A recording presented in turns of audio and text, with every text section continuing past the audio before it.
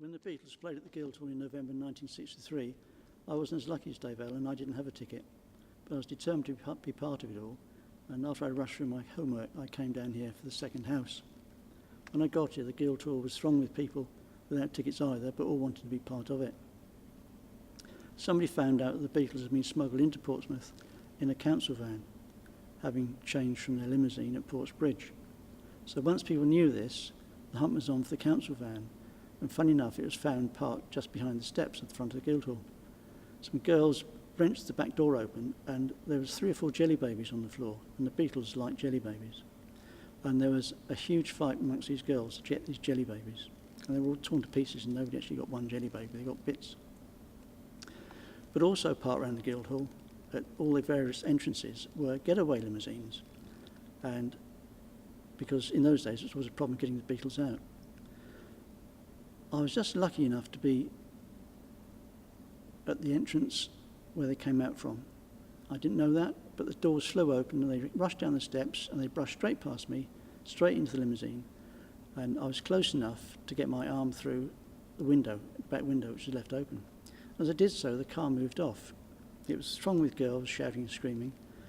I had to run along with the car a few yards, but a couple of girls threw themselves down the road, which meant the car had to stop, so luckily I could get my arm out of the window. The Beatles were lucky to find a car that worked, because parked around the Guildhall were getaway limousines. But they wouldn't have worked, because when people realised that they parked at each entrance to get the Beatles away, people went to Victoria Park and filled up their pockets with earth and came back and poured it into the petrol tanks of the limousines. So had the Beatles rushed out and got into the cars, they wouldn't have started anyway. Outside there was a man with some drawings he'd made of the Beatles, and he was selling them for 2 shillings each, 10p each now. And I talked to him. His name was Mr. James, and he came from Milton. And I couldn't afford a programme, but I had 2 shillings on me, and I bought a picture of John Lennon of him, which I still have. One of the most fondly remembered evenings was the Dance of Words in May 1968, with Fairport Convention, Free, Coconut Mushroom, and compared by John Peel. There were also lots of poets. It was a great night, and it had a capacity audience in here.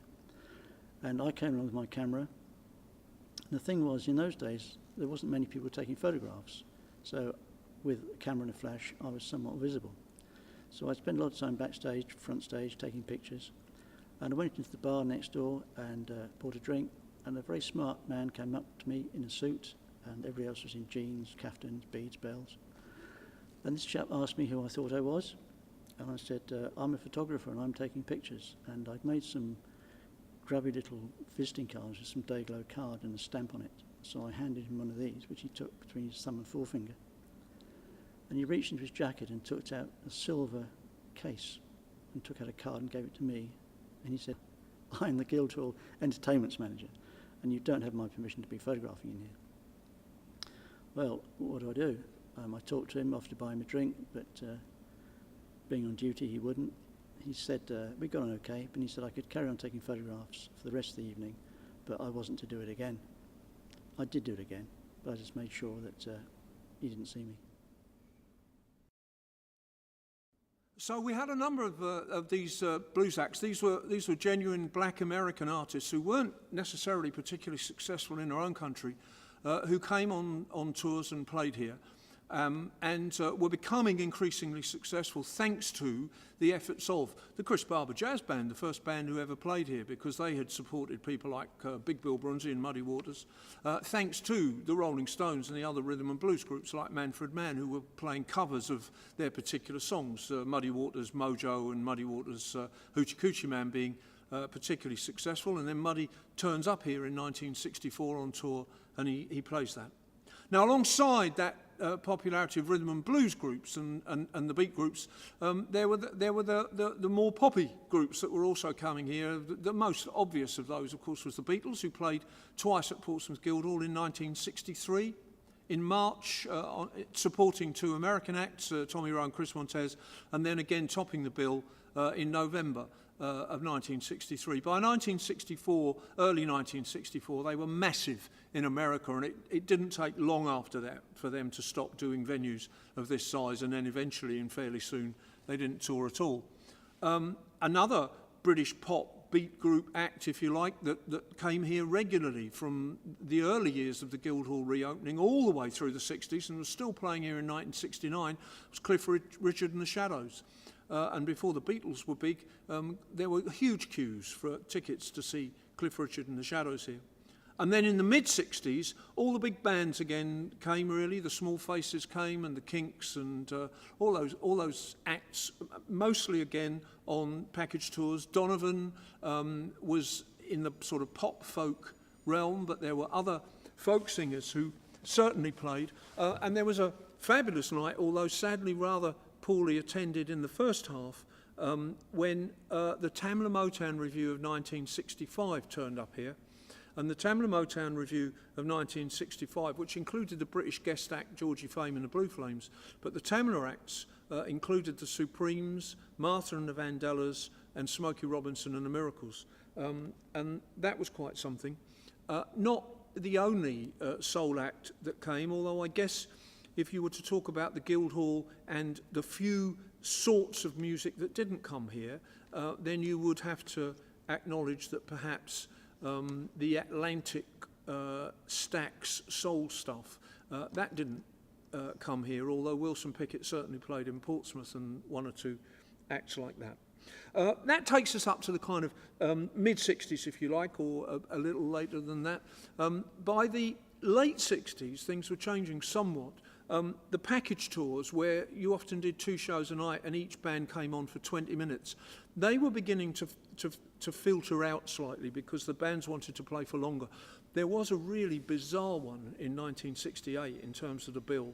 If you imagine this, that in one evening there were 2 shows, and on the bill was not only Pink Floyd, The Move, the Amen Corner, a band called Heir Apparent, but topping the bill was the Jimi Hendrix Experience. And the idea that whole bill, where I guess everybody got to pay for about quarter of an hour each and did 2 shows a night, that was pretty strange if you compare that with what people like Pink Floyd and Jimi Hendrix would be doing just a few months later, where they might play for whole evenings or for long hour sets in festivals like Woodstock or Bath or wherever.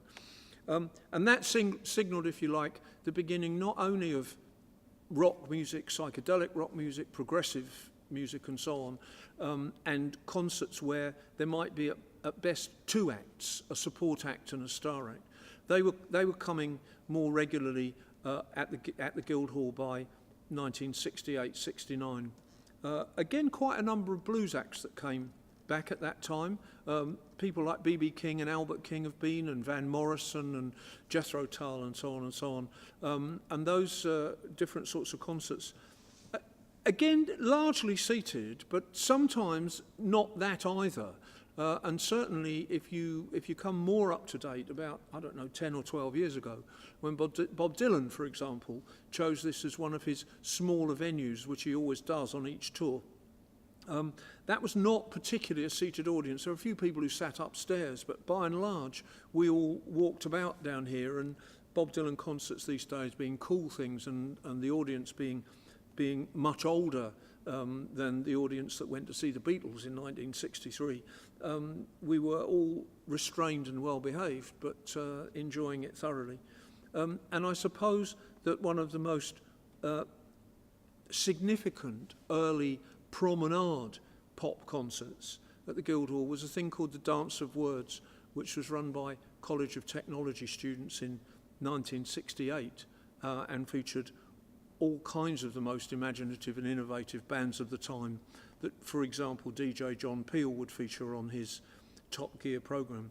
And not only did people walk about in this main auditorium and watch poets and rock bands and light shows and all sorts of things here, but they used the 2 bar areas on either side as smaller stages as well, and there were poets in there and jazz groups and so on and so on. And that was a pretty innovative event. So over that first 10 years, from June 1959, there were massive changes in the style of the popular music, and there were massive changes in the way that popular music was presented in terms of the length of time that people played and the expectations they had.